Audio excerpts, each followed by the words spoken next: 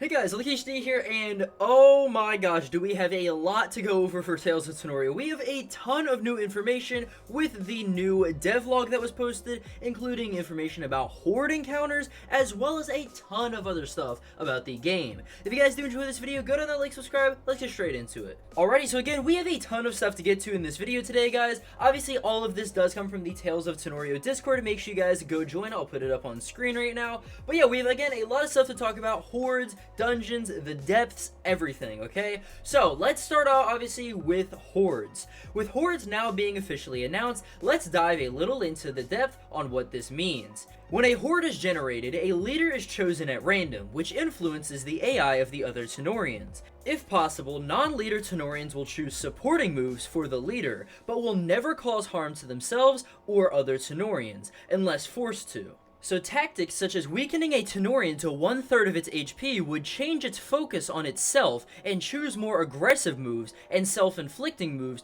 to increase its ability to fight. So let's stop for a second and talk about what this means. Let's say you have a horde of Tanorians. Well, one of those Tanorians is going to be chosen as the leader Tanorian, and this could, be an evolution of the Tanorian, which is most likely what it's going to be. Again, just whatever the leader is, all of the other surrounding Tanorians are basically going to help focus on that. So if you're damaging the leader, the other Tanorians will actually start to help use moves that might heal the leader or might help its stats increase, etc. However, if you start attacking the other Tanorians that are in a horde, they will actually shift their focus from helping the leader to trying to attack you to defend itself. Topia also goes on to talk about AI levels and says, AI levels are also chosen for each Tanorian within the battle, allowing for Tanorians to be dumber or smarter in how it reacts in certain situations. For example, an AI at level 1 would result in predicted damage percent to be ignored, whilst AI level 6 would decide using secondary effects and predicted damage it would do.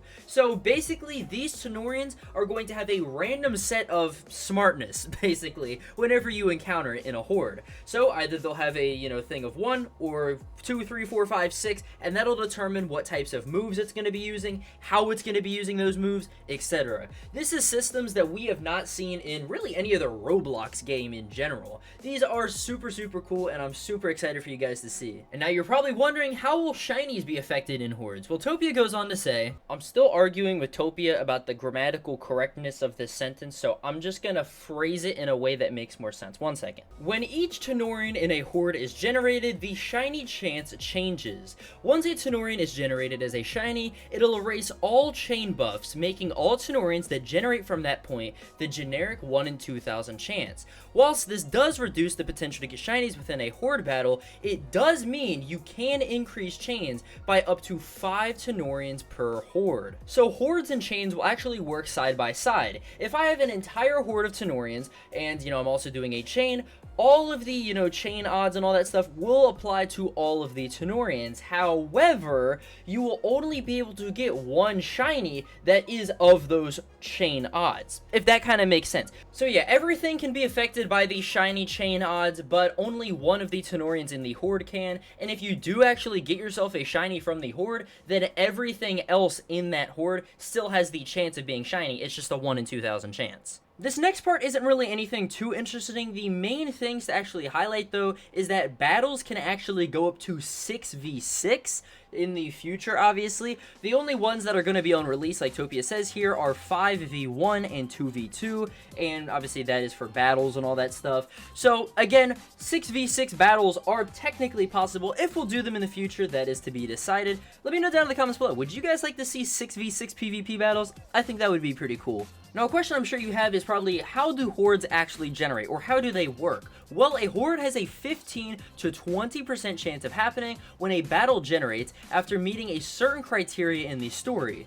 Once both factors are met, a battle generates with a chance to generate 4 additional Tanorians. From a subpool under the leader Tanorian, the subpool will contain Tanorians of the same evolution line or of a similar nature. So basically, whenever you get a horde, there's obviously a chance that, whatever's in this pool will actually spawn in, and that can range from things like evolutions of that Tanorian to other Tanorians that might have a relationship with those actual Tanorians. Maybe like some sort of like coexistence type of thing, you know what I mean? So basically, whenever you do a horde, like, or whenever you generate a horde, it has a chance to be between two extra, like 4 different Tenorians on top of the one that you already encountered. So this creates some variation within the hordes. Like, you can get either a regular encounter of just 1 Tenorian, or you could get 2, 3, 4, or 5 Tenorians in one battle. Now, as for catching, you know, Pokemon, whenever you get like a horde encounter or whatever they call it, I think it's horde or swarm or something like that,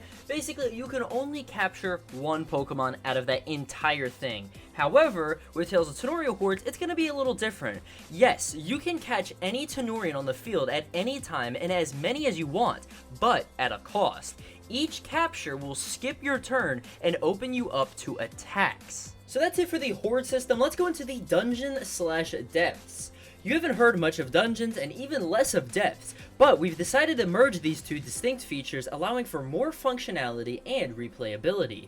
The depths originally was designed to be an underground-esque area where you can explore environments which don't exist in-game, allowing for Tenorians of different typings to be captured alongside adding puzzles, uniquely designed challenges, and a lot more. By merging these 2 features, we've developed a more fun experience filled with a lot more content, which can be put into a single update, alongside allowing a significant amount of secrets and content to be discovered, besides a challenge room with a boss Tenorian. Next up, there's some changes and adjustments. The only thing really to note here, overhauled behavior, allowing for Tenorians to have unique interactions when alone or with other Tenorians, but likely this will not be used on release.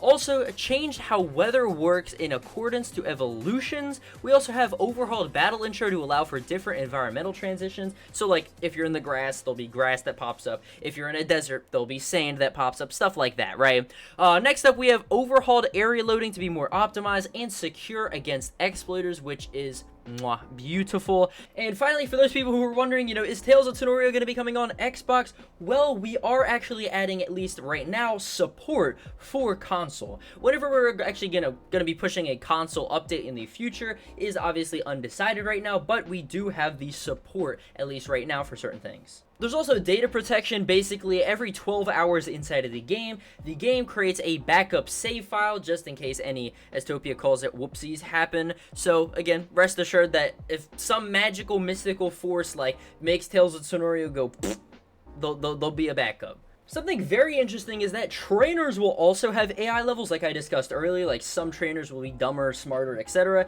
So that means that trainers can actually send out Tenorians that they have in their party to basically counter whatever you're sending out. So it's not like in most mainline creature capturing games where it's like a fixed system, you know, where it's like, I'm sending out this, and then this, and then this. If a trainer has a high enough level, like AI level, like smartness basically, they'll actually start sending out Tenorians that are super effective against yours, instead of just, again, like I said, sending out one after the other after the other. And finally, we are changing up the type icons and what those look like. You'll get a, I think, glimpse of that probably sometime soon.